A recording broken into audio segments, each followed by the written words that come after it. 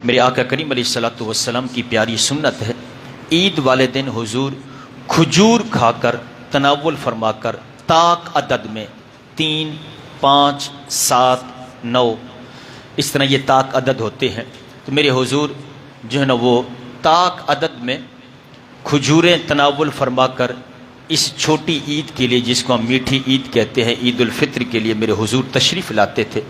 عید کی نماز کے لیے ایک جو ہے نا وہ راستے سے جانا اور دوسرے راستے سے آنا بھی میرے حضور کی سنت ہے کہ تکبیرات کہتے رہیں۔ اس عید پر تکبیرات آہستہ آواز میں کہیں کہ خود سنتے رہیں، اور بڑی عید پر جو ہے وہ اونچی آواز سے کہنی چاہیے، اور فطرانہ جس کا بنتا ہے وہ پہلے ادا کر دینا چاہیے۔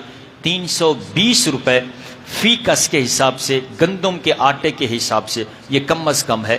اگر کسی کی ہستی 350 دینے کی ہے، 400 دینے کی ہے، 500 دینے کی ہے، 600 دینے کی ہے، 1000 دینے کی ہے، تو اسے چاہیے اللہ نے جتنی وسعت اسے دی ہے وہ اس قدر فطرانہ ادا کرے۔ صاحب نصاب پر فطرانہ واجب ہے۔ میرے حضور فرماتے ہیں یہ اس لیے ہے کہ تاکہ تمہارے روزوں کے اندر جو کمی کوتاہی رہ گئی، روزہ رکھ کے بھی بدنگاہی ہو گئی، روزہ رکھ کے جناب بے ہودہ باتیں زبان سے، فضول باتیں زبان سے نکلتی رہیں، تو یوں روزہ میلا ہو جاتا ہے، گدلا ہو جاتا ہے۔ تو جب یہ فطرہ ادا کیا جاتا ہے تو روزہ پاک صاف ہو کر رب کی بارگاہ میں پہنچتا ہے، اور جس پر فطرہ واجب ہو ادا نہ کرے، فرمایا جب تک فطرہ ادا نہ کیا جائے اس وقت تک روزے زمین و آسمان کے درمیان معلق رہتے ہیں، لٹکے رہتے ہیں، رب کی بارگاہ میں قبولیت کو نہیں پہنچتے۔ تو یوں اس کو بھی جو نا وہ ادا کرنا چاہیے عید سے پہلے۔ اور اگر کوئی عید نماز پڑھنے سے پہلے ادا نہیں کر سکا تو پھر فرمایا عید کے بعد، یہ نہیں کہ قضا ہو گیا، قضا نہیں ہوا، وہ عید کی نماز کے بعد بھی ادا کر سکتا ہے۔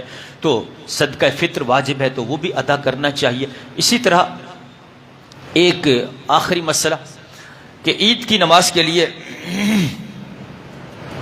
بلکہ عید والے دن کچھ نہ کھانا، اور یہاں ایک چیز میں خصوصیت کے ساتھ ذکر کروں گا کہ جن کے ہاں فوتگی ہو جاتی ہے اور ان جب پہلی عید آتی ہے تو وہاں ایک عجیب سما ہوتا ہے، لوگ تعزیت کے لیے پہنچ جاتے ہیں، یہ حرام ہے۔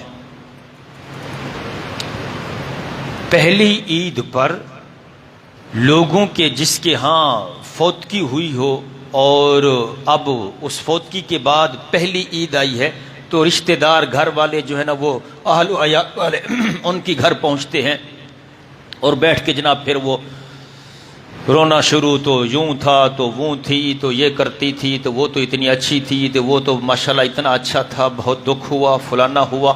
بھئی کتنا دکھ ہوا آپ کو؟ خدا رہا۔ پھر کچھ لوگ ایسے بھی سننے میں آیا ہے کہ وہ پہلی عید پر گھر کے اندر کوئی کپڑے نہیں پہنیں گے، نئے اچھے کپڑے نہیں پہنیں گے، وہ ایک سوگ کی کیفیت جو نا وہ گھر کے اندر ہوتی ہے، گھر میں کھانا نہیں بنائیں گے، وہ ایک سوگ کی کیفیت رہے گی۔ یہ ساری چیزیں حرام ہیں۔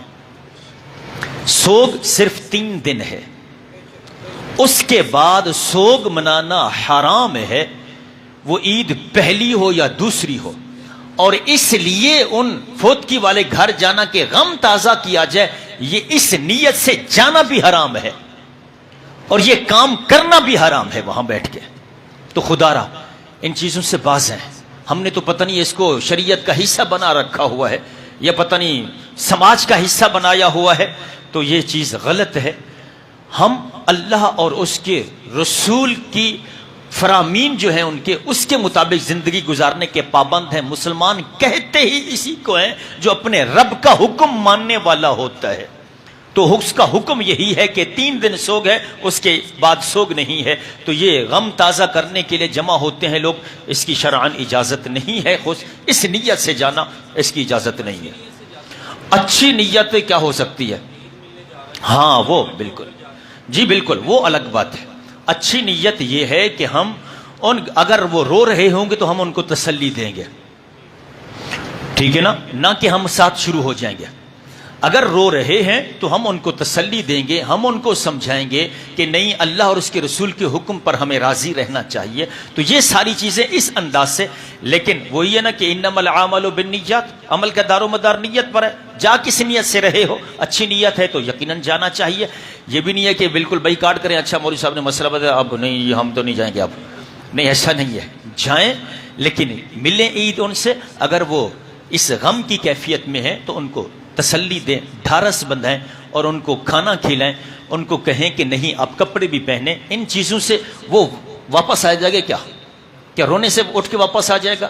کپڑے نہ پہننے سے اٹھ کے واپس آ جائے گا؟ سوگ کی علامت کیونکہ شریعت نے منع کی ہے، اس لیے بہن یا بھائی یہ سوگ اب جائز نہیں ہے. آپ کپڑے بھی پہنو، کھانا بھی کھاؤ، کیونکہ اگر سارا دن کوئی بھوکا رہے کچھ بھی نہ کھائے تو یہ مکروہ تحریمی ہے، کیونکہ یہ روزے کی کیفیت بنا لے تو اس کی اجازت نہیں ہے. اللہ پاک ہم سب کو عمل کی توفیق عطا فرمائے.